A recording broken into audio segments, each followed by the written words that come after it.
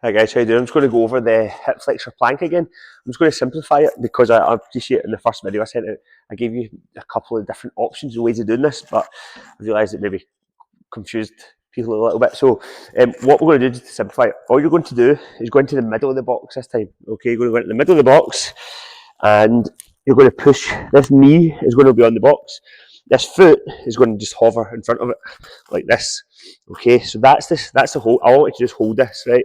But from there, your main cue is going to be push your knee, your back knee, down as hard as you can into the box like this. So you might not be able to see anything because it's an isometric essentially. So push down into the box, and as you push down into the box, equal and opposite forces are the same. So if you push down into the box with this knee, it's going to activate the hip flexor, the muscle in here, and up the chain.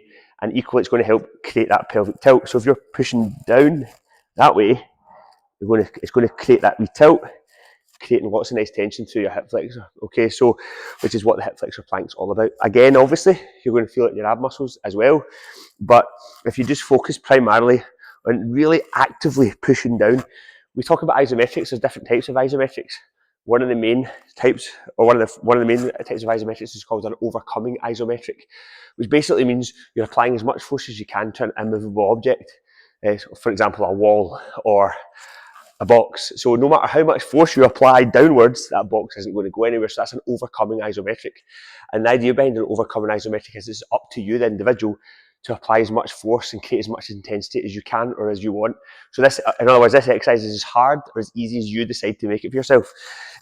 So this position here, push down. As you push down, you'll notice my pelvis tucks a little bit because I'm creating so much tension. The abs engage, and then you're just holding the tension.